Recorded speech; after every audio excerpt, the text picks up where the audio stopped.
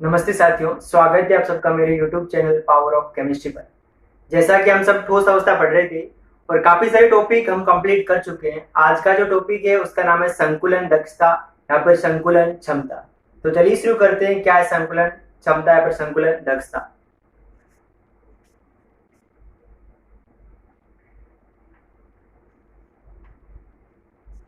संकुलन दक्षता, देखो पिछले वीडियो में हमने पढ़ा था त्रिविमीय निविड़ संकुलन। और त्रिविमीय निविड़ संकुलन में मैंने बताया था कि अभी भी कणों को किसी भी क्रिस्टल जालक के अंदर इस प्रकार से व्यवस्थित किया जाए कि क्रिस्टल जालक में जो रिक्त स्थान है वो कम से कम बचे, लेकिन इसके बावजूद भी क्रिस्टल के अंदर रिक्त स्थान कुछ ना कुछ शेष रह जाता है।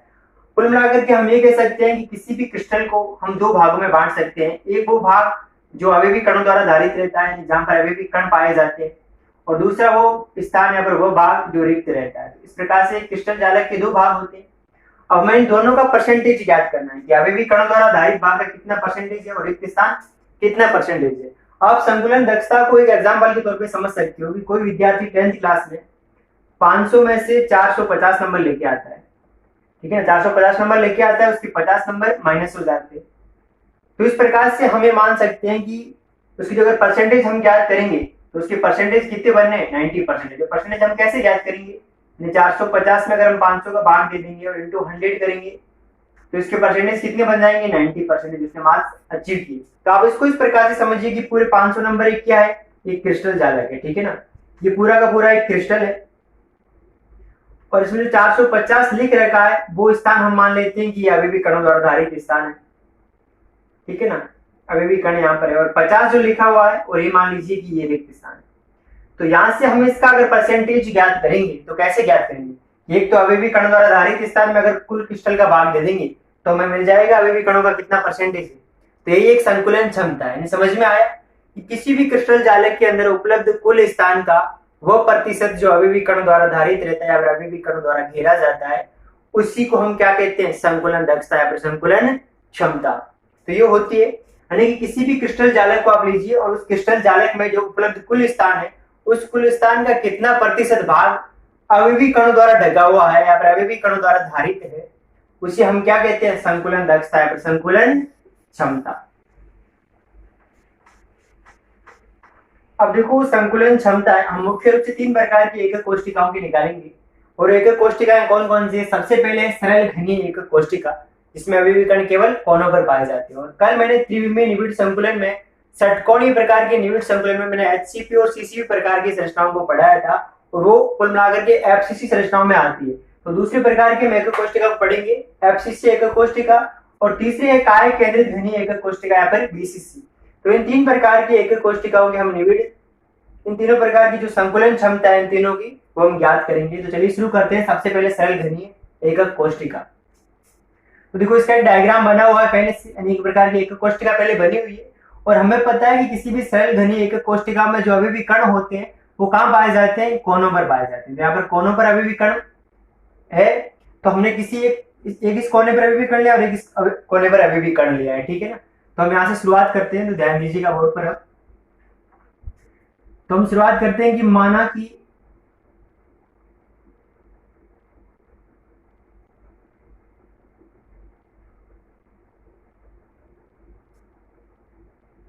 एकक कोष्टिका के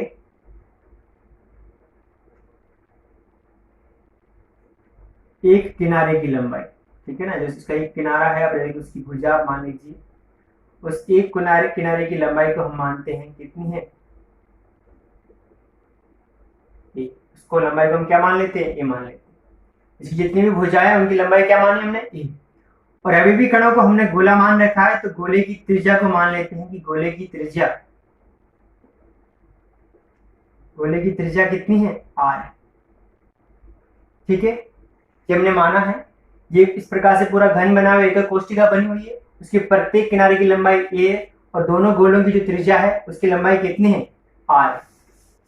अब देखो हम अगर डायग्राम को समझते हैं तो यहां से यहां तक एक पूरा इसका किनारा है, घन की भुजा है। इस घन के ऊपर वाली भुजा को हम देखें तो घन की भुजा में 2 अभी भी कण जुड़े हुए हैं और दोनों अभी भी कणों की एक एक त्रिज्या आ रही है। एक इसकी त्रिज्या यहां से यहां तक आ रही है और एक इसकी त्रिज्या आ रही है।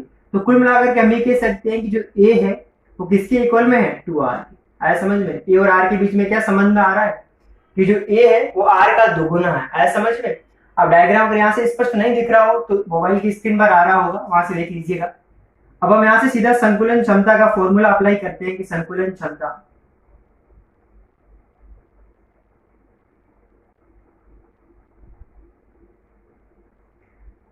अब मैंने क्या बोला कि अभी भी कणों द्वारा धारित स्थान, और अभी भी कणों द्वारा स्थान में धारित किया जाता है, स्थान धारण करने से मतलब होता है आयतन से, तो हम लिखेंगे परमाणुओं का आयतन। ठीक है ना? स्थान धारण करने से तात्पर्य किस चीज से होता है? परमाणु आयतन से होता है। तो परमाणुओं का आयतन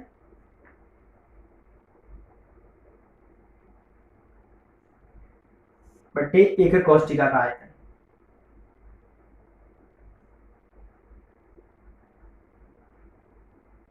परमाणुओं का आयतन बटे एकक कोष्टिका का आयतन इंटू 100। आया समझ में? ये इसका फॉर्मूला है जो सब में अप्लाई होगा। चलिए हम मान रखते हैं सबसे पहले परमाणुओं का आयतन। अब देखो हमने पढ़ा है पहले कि सरल घनी एकक कोष्टिकाओं में जो परमाणुओं की संख्या होती है वो कितनी होती है? एक होती है ना? तो यहाँ परमाणु का, अब देखो एक परमाणु होता है वो हमने गोले के रूप में लिया है, और हमें पता है किसी भी गोले का जो आयतन होता है उसकी वैल्यू कितनी होती है? 4/3 पाई आर क्यूब होती है ना? और एकक कोष्टिका को हमने घन मान रखा, और किसी भी घन का जो आयतन होता है वो एक क्यूब होता है ना? तो हम फॉर्मूला अप्लाई करेंगे। परमाणुओं का आयतन, कितने परमाणु है? 1 इंटू 4/3 पाई आर क्यूब। ठीक है, अपॉन देखिए एकक कोष्टिका का आयतन कितना है? एक क्यूब इंटू 100, तो हम मान रखते हैं। अब देखो यहाँ क्या करेंगे, ये तो हो जाएगा 4/3 पाई आर क्यूब। नीचे ए की वैल्यू रखनी है, ए की वैल्यू को हम यहाँ से लेंगे। ए की वैल्यू कितनी है? 2r है, तो यहाँ लिखेंगे हम लोग 2r into 2r into 2r। आया? अब यहाँ से आगे देखिए आप, ये हो गया 4/3 इंटू 100 हो गया, सॉरी 4/3। आगे हम यहाँ लिख देते हैं, तो समझ लीजिए कि ये इसका आगे का भाग यहाँ से आ रहा है। ये हो गया 4/3 पाई आर क्यूब, और अपॉन में क्या आ रहा है? 2 दूनी 4 और 4 दूनी 8 आर क्यूब। ठीक है, इंटू 100। आगे देखिएगा, ये तो हो गया 4/3, और किसी भी भिन्न को अगर बट्टे में है और उसे ऊपर लेके जाते हैं तो भिन्न क्या हो जाती है? चेंज हो जाती है, इंटू 1/8 आर क्यूब। ठीक है ना? इंटू 100। यहाँ से आर क्यूब को हम आर क्यूब से काट सकते हैं, 4 को इस 8 से काट सकते हैं। हमारे पास ऊपर क्या बच रहा है? पाई, और नीचे वैल्यू क्या आ रही? 3 इंटू 2 6 हो गई, इंटू 100। यहाँ से हम पाई की वैल्यू रखेंगे 3.14। ठीक है ना? 3.14 अपॉन 6 इंटू 100। ठीक है, अब देखो यहाँ से हम इसको 100 से गुणा कर लेते हैं पहले, तो हमारे पास आएगा 314/6।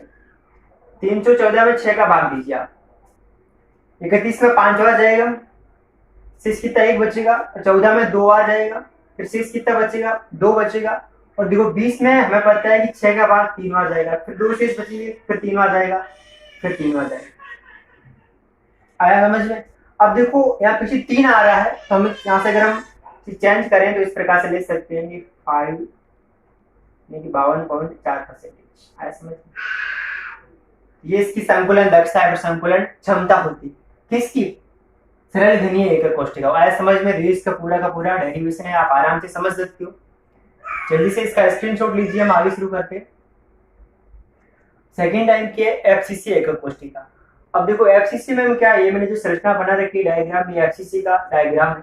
इसमें आप देखिए, एक तो मैंने कोनों पर अवयवीकरण बनाए, और कोनों के साथ साथ फलक के मध्य में अवयवीकरण बना हुआ है। तो चलिए हम इसकी संकुलन दक्षता, संकुलन क्षमता ज्ञात करते हैं। तो सबसे पहले वही करेंगे कि माना कि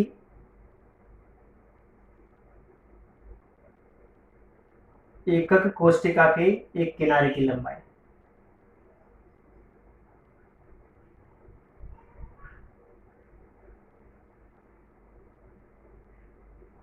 एकक कोष्टिका के एक किनारे की लंबाई कितनी हो जाएगी? ये मान लेते हैं और गोले की त्रिज्या r, ठीक है ना, गोले की त्रिज्या कितनी हो गई r, ठीक है।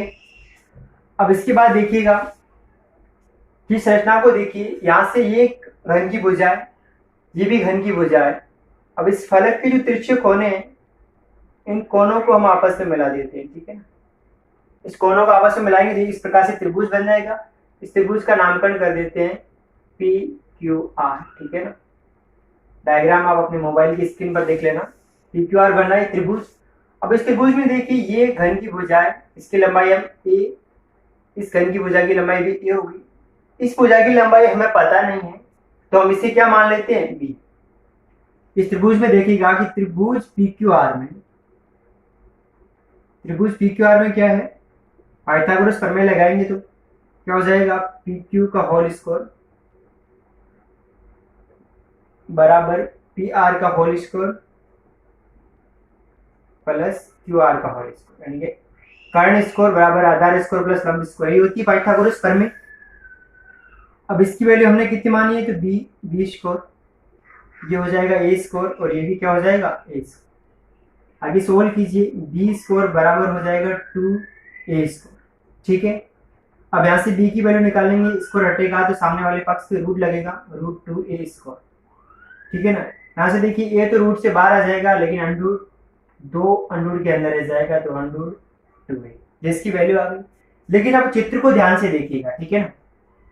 अगर चित्र को ध्यान से देखें तो एक इस गोले की त्रिज्या यहाँ से यहाँ तक हो रही है, एक इस नीचे वाले गोले की त्रिज्या यहाँ से यहाँ तक हो रही है, और इस बीच वाले गोले को अगर हम यहाँ इसका सेंटर पॉइंट मानते हैं केंद्र, तो एक त्रिज्या ऊपर एक त्रिज्या नीचे, यानी जो बी है उसमें टोटल कितने आर आ रहे हैं, 1 2 3 और 4, यानी बी किसके बराबर आ रहा है, 4r के बराबर आ रहा है, नहीं आ रहा है, एक त्रिज्या दूसरी तीसरी और चौथी, यानी बी किसके बराबर है, 4r के बराबर। हम लिखेंगे चित्रानुसार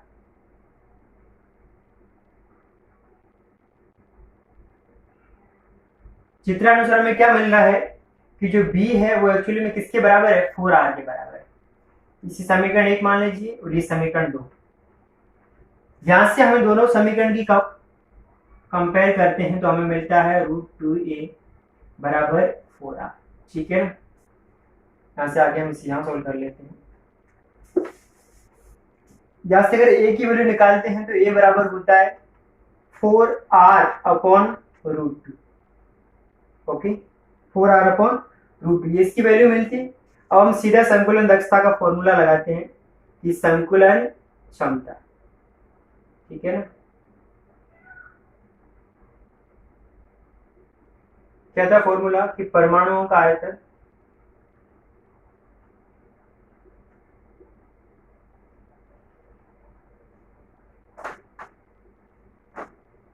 बटे एकक कोष्ठिका का आयतन, ठीक है। परमाणुओं का आयतन बटे एकक कोष्ठिका का आयतन इंटू 100। अब मैंने आपको शुरुआत में बताया था कि एफसीसी संरचना के अंदर जो परमाणुओं की संख्या होती है वो कितनी होती है, 4, यानी कि 4 होते हैं इसके अंदर परमाणु। तो एक परमाणु के आयतन को हम 4 से गुणा करेंगे तो चारों परमाणु का आयतन में मिल जाएगा। तो यहाँ हो जाएगा 4 इंटू 4/3πr3, ठीक है ना। एक कोष्ठिका का आयतन क्या होता है, a³ इंटू 100। ए का मान हमारे पास ये रहा तो अप्लाई करते हैं ए का मान, इनको गुणा करेंगे तो ये हो जाएगा 16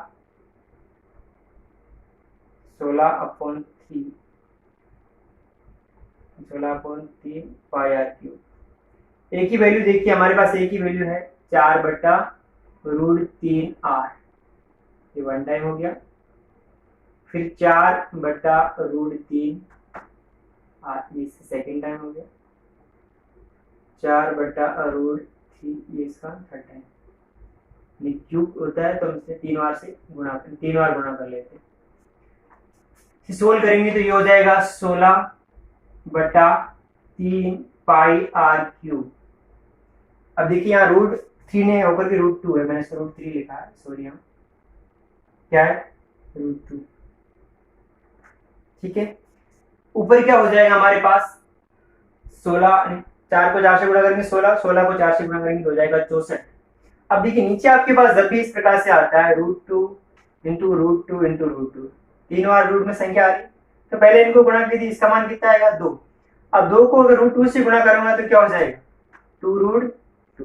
आया समझ में? तो यहाँ नीचे वैल्यू क्या हो जाएगी 2√2 r³ आया समझ में, इंटू 100। अब क्या करना है पक्षांतरण, जो नीचे नीचे वाली भिन्न है उसे ऊपर लाएंगे तो भिन्न चयन हो जाएगी। आराम से समझिएगा, आराम से समझ में आपको आ जाएगा।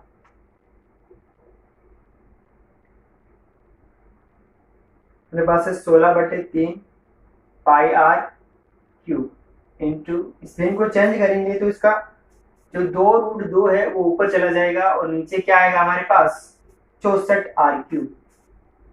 ठीक है ना, 64r³ आया समझ में? अब यहां से देखिएगा हम इस 16 को इस 64 से काट सकते हैं, कितनी बार कटेगा 4 बार। ठीक है, फिर इस 2 को इस 2 से काट सकते हैं 2 बार। अब ऊपर हमारे पास क्या बच रहा है, ये r³ से r³ भी कट गया, ऊपर हमारे पास एक तो बच रहा है पाई, और पाई के साथ में क्या आ रहा है √2 आ रहा है, नहीं आ रहा है, तो हम पहले लिखते हैं √2। ठीक है ना, √2 बच रहा है √2 पाई, नीचे बट्टे में क्या आ रहा है एक 3 और 2 कितने हो गया 6, यही वैल्यू बच रही है हमारे पास इंटू 100। यहां से मान रख देते हैं, √2 का मान कितना होता है 1.41। ठीक है, इंटू जो पाई का मान होता है 3.14/6 इंटू 100। अब आप इनको गुणा करेंगे 1.41 और 3.14 को, तो इसकी जो वैल्यू है वो आती है 4.42। ठीक है, 0.6 इंटू 100। अब पहले इस 100 को इससे हम गुणा कर लेते हैं तो ये हो जाएगा 442/6। इसका हम इस पर भाग देते हैं तो देखिएगा 6 का भाग पहले 44 में कितनी बार जाएगा 6 7 42, 7 बार जाएगा, फिर से कितने बचेंगे 2 बचेंगे, और 22 में कितनी बार भाग जाएगा 22 में जाएगा 3 बार भाग, 6 के 18, फिर 4 शेष बचेंगे, और फिर 40 में कितनी बार जाएगा 6 बार जाएगा, फिर वापस 4 शेष बचेंगे, फिर 6 बार जाएगा, फिर 6 बार जाएगा। तो हम एक संख्या बढ़ाकर ये लिख सकते हैं 73.66, लेकिन इससे ये किसके इक्वल में मान सकते हैं हम इसको 74%। आया समझ में? तो अपने को यही याद रखना है 74%। कभी कभार 1 नंबर का सवाल भी आता है कि एफसीसी या फिर फलक केंद्रित एकक कोष्ठिका की संकुलन क्षमता कितनी होती है, तो 74%। आया समझ में? आराम से इसका जल्दी से स्क्रीनशॉट ले लीजिए। हम लास्ट की जो एकक कोष्ठिका से शुरू करते हैं।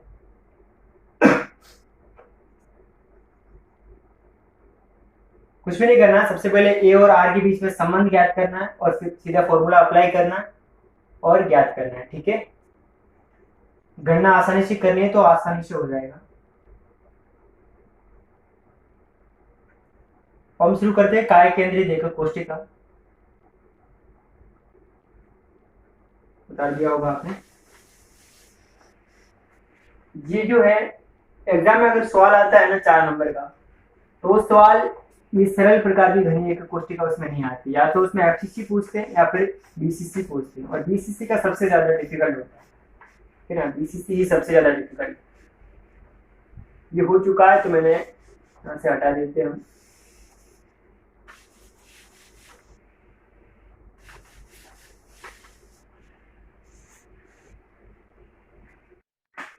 डायग्राम वो बना हुआ है, हम इसकी शुरुआत यहां से करते हैं। तो देखिएगा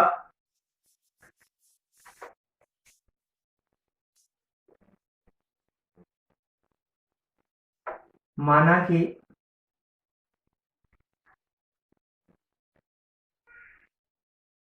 एकक कोष्ठिका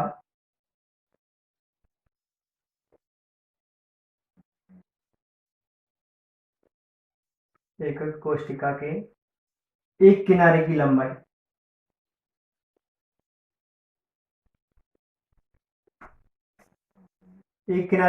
कितनी हो जाएगी, इसे हम ए मान लेते हैं। ठीक है ना,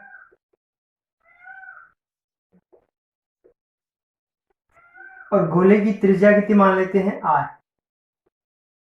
गोले की त्रिज्या को हम इक्वल किसके मानते हैं आर। आया समझ में? इससे आगे अब आकृति को देखिएगा, इस आकृति में हमने क्या किया है कि देखो इस संरचना को आप समझिए, ये अच्छी सी संरचना है। इस संरचना में मैंने ये वाला अभी भी आगे वाले, आप अगर स्क्रीन पर जो डायग्राम आ रहा है उसे देखेंगे तो मैंने इसकी जो फ्रंट साइड है आगे वाली साइड उसे रेड से बना रखी है, और जो पीछे वाली साइड है उसे मैंने ब्लू से बना रखी है, और जो साइड वाले इसमें जो कॉर्नर्स है उसे ब्लैक से बना रखे। तो इस आकृति को अगर आप समझते हो तो देखो ये आगे वाला जो कोना है वहां पर अभी भी कण है, और ये पीछे वाले कोने पर अभी भी कण है, और ये बीच का जो अभी भी कण है ये इसके एकदम मध्य में आया समझ में। हमें पता है जो काय केंद्र देकर कोशिका होती है उसमें अभी भी कण कहाँ होता है, एकदम मध्य में ही होता है। अब देखिए यहाँ से मैं दो त्रिभुज बनाऊंगा, एक त्रिभुज ये बनेगा इस तरीके से, यानी जो इसका फर्श है उस फर्श के कॉर्नर को मिलाएंगे, ठीक है, और एक इसके बीच में मिलाएंगे कॉर्नर, ऐसा समझ में, पीछे वाले कॉर्नर को आगे वाले कॉर्नर से मिला देंगे, ठीक है। एक त्रिभुज ये बनना है, इसका नामकरण कर लेते हैं हम लोग पी क्यू आर, ठीक है, और इस त्रिभुज को पी क्यू एस, दूसरे वाले त्रिभुज का नामकरण क्या करते हैं, पी क्यू एस। अब देखिएगा इस भुजा की लंबाई क्या है, ए, क्योंकि घन की भुजा है, ये भी घन की भुजा है तो इसकी लंबाई ए होगी, ये भी घन की भुजा है तो इसकी लंबाई ए होगी। अब इस त्रिभुज में इस भुजा की लंबाई हमें पता नहीं है तो हम इसे क्या मानते हैं, बी, और इस त्रिभुज में भी इस भुजा की लंबाई पता नहीं है तो इसे हम क्या मान लेते हैं, सी। आया समझ में। चलिए शुरू करते हैं सबसे पहले त्रिभुज पी क्यू आर को। त्रिभुज पी क्यू आर में हम पाइथागोरस प्रमेय लगाएंगे। पाइथागोरस प्रमेय से क्या होगा कि पी क्यू का होल स्क्वायर बराबर पी आर का whole square plus R Q R का होल स्क्वायर। आया समझ में, यानी कि कर्ण स्क्वायर बराबर आधार स्क्वायर प्लस लंब स्क्वायर, ठीक है ना। अब देखो पी क्यू को मैंने क्या माना है, पी क्यू को मैंने माना है बी, तो हो गया बी स्क्वायर, और ये ए स्क्वायर और ये भी ए स्क्वायर। डायग्राम को ध्यान से देखेंगे तो समझ में आ जाएगा, ये हो जाएगा बी स्क्वायर बराबर 2a स्क्वायर, और यहाँ से b का अगर अंडूड हटाएंगे तो सामने वाले, फिर स्क्वायर हटाएंगे तो सामने वाले पक्ष पे अंडूड लग जाएगा, तो ये हो जाएगा b बराबर √2, और जो a है वो अंडूड से बाहर आ जाएगा, ये इसकी b की वैल्यू आ गई। अब इसके बाद हम दूसरे वाला त्रिभुज लेते हैं, त्रिभुज पी क्यू एस। अब देखो त्रिभुज पी क्यू एस जो है इसमें जो 90 डिग्री का कोण बनेगा वो कहाँ बनेगा, यहाँ बनेगा, यानी क्यू पर बनेगा 90 डिग्री का कोण। इसके सामने वाली भुजा जो पी एस है ये क्या होगी, कर्ण होगी, तो हम लिखेंगे त्रिभुज पी क्यू एस में, त्रिभुज पी क्यू एस में क्या होगा कि पाइथागोरस प्रमेय लगाएंगे तो पी एस का होल स्क्वायर बराबर पी क्यू का होल स्क्वायर, वो पी क्यू का whole square plus Q S का होल स्क्वायर, ठीक है ना, यानी कर्ण स्क्वायर बराबर आधा स्क्वायर प्लस लंब स्क्वायर। अब यहां से देखिए पी एस को मैंने क्या मान रखा है, सी माना, तो हो जाएगा सी स्क्वायर। अब यहां से देखिए पी क्यू, ये रहा पी क्यू किसके बराबर है, बी के बराबर, बी की वैल्यू क्या है, √2 है, तो हम सीधा √2 लिख देते हैं, √2a का होल स्क्वायर बराबर पी एस किसके बराबर है, ए स्क्वायर। अब देखो इससे हम सोल्व करेंगे ना तो रूट कट जाएगा, रूट हट जाएगा, ये हो जाएगा सी स्क्वायर बराबर, यहां से रूट घट जाएगा, ये हो जाएगा 2a स्क्वायर प्लस ए स्क्वायर। इस प्रकार से जो सी की वैल्यू आएगी, यानी कि सी स्क्वायर बराबर कितना हो जाएगा, 3a स्क्वायर। आया समझ में। यहां से आगे देखिएगा, अगर हम सी की वैल्यू देखते हैं ना, अंडूड हटाएंगे तो ये सामने वाले पक्ष का अंडूड लगेगा, ये हो जाएगा 3a स्क्वायर। यहां से रूट में क्या रहेगा, 3 और a रूट के बाहर आ जाएगा। आई वैल्यू समझ में, सी की वैल्यू इस प्रकार से आ गई, यानी कि सी बराबर √2 है। अब देखिए चित्रानुसार क्या हो रहा है,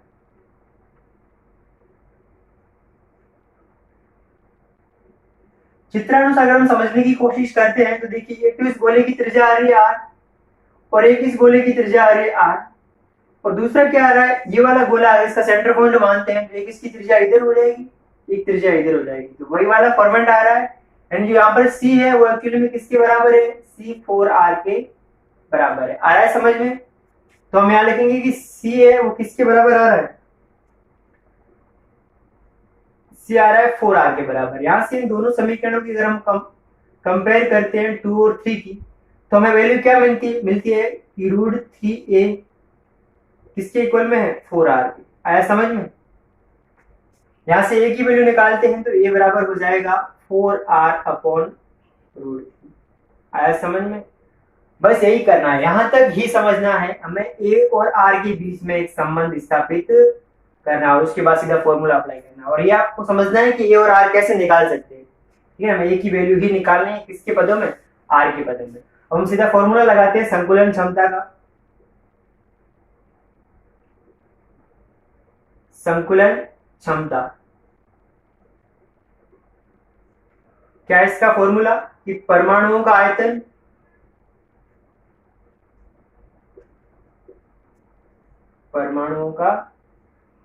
आयतन बटे एक कोष्टिका का आयतन। ठीक है ना?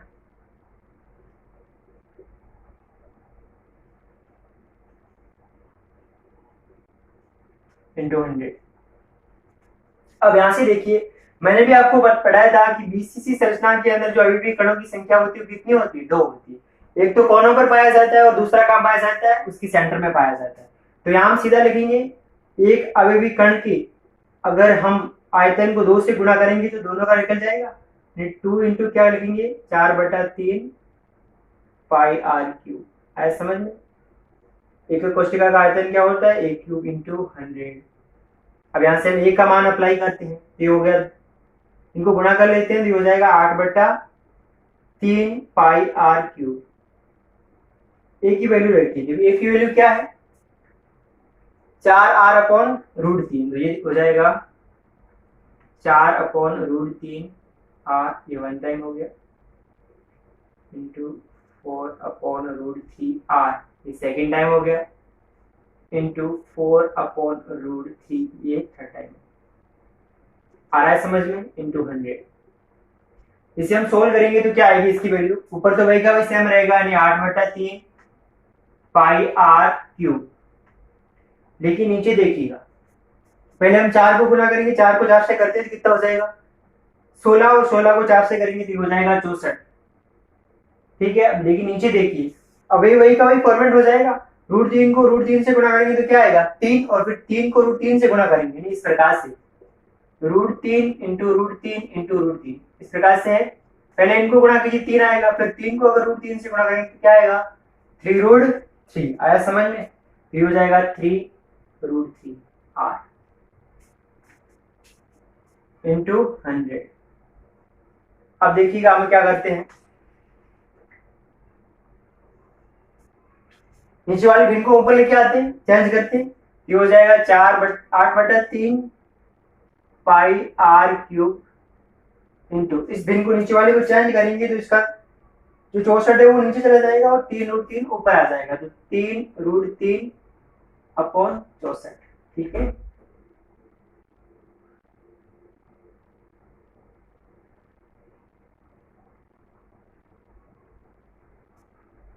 इस प्रकार से हो जाएगा। 64 नीचे आ जाएगा, 8/3 pi r cube into 3 root 3 upon 64। ठीक है, अब ये देखो आर क्यूब हो जाएगा यहाँ पर। ठीक है ना, 3 बार गुणा हो रहा है तो आर क्यूब कहाँ आ जाएगा? नीचे आ जाएगा। अब यहां से देखिएगा कि आर क्यूब से आर क्यूब डिलीट हो गया, और इस 8 को हम 64 से काटेंगे, कितनी बार कटेगा? 8 बार, और 3 से 3 कट देगा। ठीक है, अब ऊपर देखिए क्या बचा हमारे पास? रूट 3 बचा है, रूट 3 पाई, और नीचे क्या बच रहा है? केवल 8 ही बच रहा है, तो ये 8 आ गया इंटू 100। बस इनको काटना ध्यान से। अब इसके बाद हम सीधा मान रखते हैं। देखो रूट 3 है, इसका मान कितना होता है? 1.73, और पाई का मान कितना है? 3.14, और 8 इंटू 100। अगर आप इनको गुणा करते हैं कि तो इसकी जो वैल्यू आती है वो आती है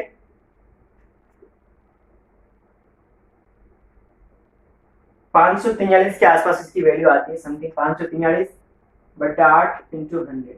ठीक है, अब देखिएगा इसे हम पहले 100 से गुणा करते हैं तो ये हो जाएगा 543, इसमें भाग किसका देना है? 8। अब 8 का भाग दीजिएगा। सबसे पहले अगर हम 54 में 8 का भाग देते हैं तो कितनी बार जाएगा? 6 बार जाएगा, 48, और शेष कितने बचेंगे हमारे पास? 6 शेष बचेंगे, और ये हो जाएगा 63। 63 में कितनी बार जाएगा? 7 बार जाएगा, 8 7 56, फिर वापस कितने शेष बच रहे हैं, तो 7 शेष बच रहे हैं, 7 बच रहे हैं। अब 70 में कितनी बार भाग जाएगा इसका, 70 में जाएगा इसका 8 बार, ये 0.8। फिर वापस कितने शेष बचेंगे, 6 बचेंगे। और फिर 60 में कितनी बार भाग जाएगा, 7 बार। यानी कितना आ रहा है, 66.87, जिसे हम क्या लिख सकते हैं, 68%। आया समझ में। तो ये है बीसीसी एकक कोष्टिका की संकुलन क्षमता। उतार दीजिए इसको आराम से, स्क्रीनशॉट लीजिए इसका जल्दी से। फिर एक टॉपिक और रह जाता है जिससे हम आज कंप्लीट कर लेते हैं और फिर आगे का जो है वो बाद में शुरू करेंगे।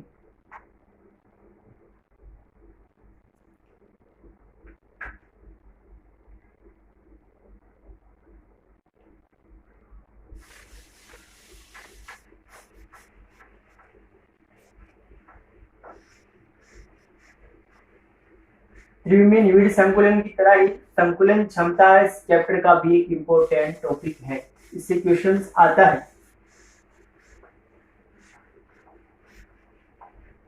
अब हम जो अगला टॉपिक पढ़ने वाले हैं वो है एकक कोष्टिका का घनत्व। ठीक है ना, एकक कोष्टिका का घनत्व किस प्रकार से ज्ञात किया जाता है। एकक कोष्टिका का घनत्व,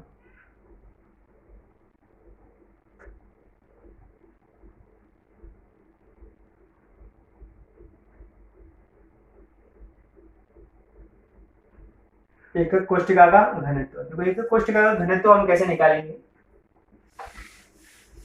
इससे पहले हमें पता होना चाहिए कि घनत्व क्या होता है। देखो घनत्व आपने फिजिक्स में पढ़ा होगा कि एकांक आयतन में, किसी भी पदार्थ के एकांक आयतन में उपस्थित द्रव्यमान को हम क्या कहते हैं, घनत्व कहते हैं। घनत्व बराबर क्या होता है, द्रव्यमान बटा आयतन, यही होता है घनत्व, द्रव्यमान बटा आयतन। तो हमें एकक कोष्टिका का घनत्व निकालना है तो इसके लिए हमें 2 चीजों की जरूरत पड़ेगी, एक एकक कोष्टिका का द्रव्यमान और दूसरा एकक कोष्टिका का आयतन। हमें एकक कोष्टिका का आयतन पता है कि एक घन के रूप में होती है, तो एकक कोष्टिका आयतन क्या हो जाएगा, 1 क्यूब। लेकिन इसका द्रव्यमान हमें पता नहीं, तो हम क्या करेंगे, किसी एक परमाणु का द्रव्यमान ले लेंगे। पहले किसी एक परमाणु का द्रव्यमान ले लेंगे और फिर उसे कुल परमाणु की संख्या से गुणा करेंगे, तो हमें एकक कोष्टिका का द्रव्यमान मिल जाएगा ना। यानी एकक कोष्टिका हमें पता है आणविक कणों यानी कि परमाणु से मिलकर के बनी। अब अगर एक परमाणु का हम आयतन मान लेते हैं कि इतना है और फिर उसकी संपूर्ण परमाणु की संख्या से गुणा करेंगे तो पूरे एकक कोष्टिका का आयतन मिल जाएगा, फिर द्रव्यमान मिल जाएगा। तो हम इसमें क्या करते हैं, सबसे पहले हमें मानते हैं कि माना कि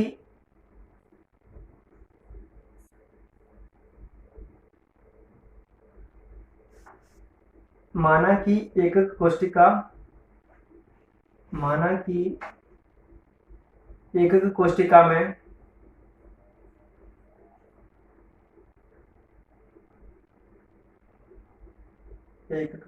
में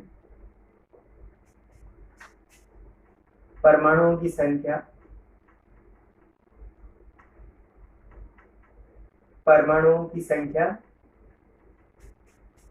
संख्या z है। ठीक है ना, एकक कोष्टिका में जो परमाणुओं की संख्या है वो कितनी मान लेते हैं हम, z।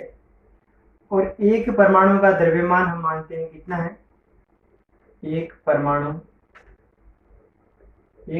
का द्रव्यमान, एक परमाणु का द्रव्यमान हम मान लेते हैं m। आया समझ, यानी कि एकक कोष्टिका के अंदर परमाणु की संख्या हमने z मान ली और किसी एक परमाणु का द्रव्यमान हमने कितना माना, m।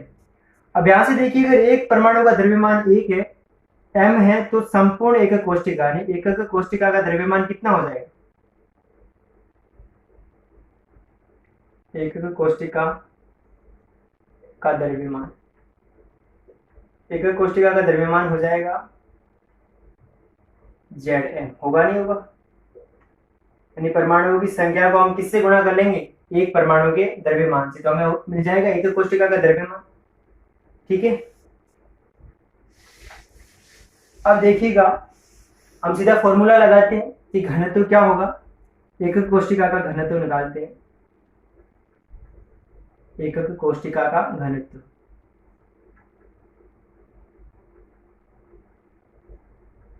घनत्व हो जाएगा द्रव्यमान बटे आयतन,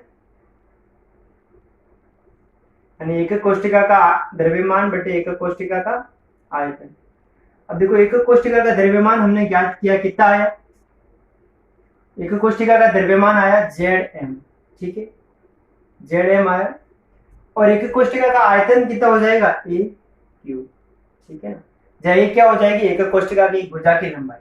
अब देखो 9th क्लास के अंदर आपने एक फॉर्मूला पढ़ा होगा मोलर द्रव्यमान, ठीक है ना, मोलर द्रव्यमान और साधारण द्रव्यमान के बीच में एक संबंध पड़ा हुआ है, ठीक है ना, मोलर द्रव्यमान पढ़ा था ना, मोलर द्रव्यमान या फिर आणविक द्रव्यमान, जिसे हम कैपिटल M से व्यक्त करते पढ़ा था ना। अब ये किसके बराबर होता है, यानी अगर हमें किसी भी एकक कोष्टिका का अगर मोलर द्रव्यमान दिया हुआ है तो उससे हम इसकी मात्रा ज्ञात करते थे ना, यानी इसमें क्या होता था कि जो M है, जो किसी परमाणु का जो द्रव्यमान है, वो उसके मोलर द्रव्यमान में अगर हम अवोगाद्रो संख्या का भाग देते थे तो वो ज्ञात हो जाता था। ऐसा समझ में, यहाँ पर हम कह सकते हैं कि जो मोलर द्रव्यमान है वो परमाणु के द्रव्यमान और अभी अवोगाद्रो संख्या के गुणनफल के बराबर होता है। आ रहा है समझ में? ये फॉर्मूला हमने पढ़ा था, नहीं पढ़ा था? यहाँ से इसकी परिभाषा आई कि एक मोल पदार्थ का द्रव्यमान क्या होता है, उसका मोलर द्रव्यमान होता है। आया समझ में? तो यहां से हम इसको ज्ञात करते हैं, हम क्या लिखेंगे, चूंकि m बराबर हो जाता है m/Ne। देखो यहाँ पर Na क्या है, अवोगाद्रो संख्या। अब देखो इसका मैं फॉर्मूला फुल एंड फाइनल यहाँ लिख देता हूं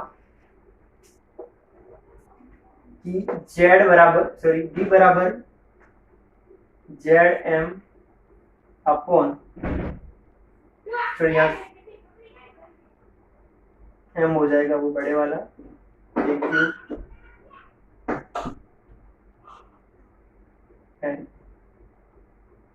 आया समझ में? देखो मैंने ये फॉर्मूला अप्लाई किया, इस m की जगह मैंने ये वैल्यू रख दी, तो ये फॉर्मूला हमारे पास मिल गया। अब देखिए यहाँ क्या है, d जो है वो घनत्व है हमें पता है, z क्या है, परमाणुओं की संख्या है, ठीक है ना, z क्या है, परमाणुओं की संख्या, परमाणुओं की संख्या।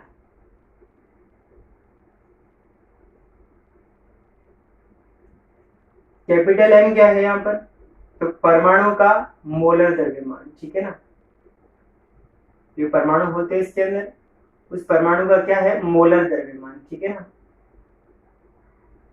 अगर परमाणु है तो उसका मोलर द्रव्यमान है, अणु है तो उसका आणविक द्रव्यमान है, और एक क्यूब यहाँ पर क्या है, एकक कोष्टिका का आयतन, एकक कोष्टिका का आयतन।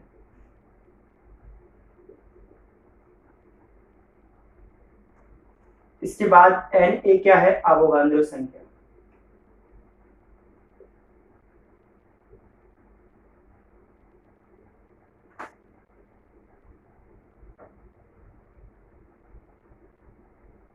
अवोगाद्रो संख्या आया समझ में? अवोगाद्रो संख्या का मान कितना होता है आपको पता होना चाहिए, 6.022 इंटू 10⁻23, ठीक है ना, यह अवोगाद्रो संख्या का मान होता है। तो ये था आज का टॉपिक। अब देखो इस फॉर्मूले के अंदर हमें किन्हीं 4 राशियों का मान हो ज्ञात हो और पांचों का ज्ञात करना हो तो हम कर सकते हैं, ठीक है ना, नहीं किसी भी चार राशियों का अगर मान हमें ज्ञात है तो पांचों का ज्ञात हम कर सकते हैं। आया समझ में? तो ये था आज का टॉपिक। आशा करता हूँ आपको आसानी से समझ में आ गया होगा। फिर भी कुछ अगर दिक्कत आ रही हो तो कमेंट बॉक्स में कमेंट कर लेना। थैंक यू, धन्यवाद।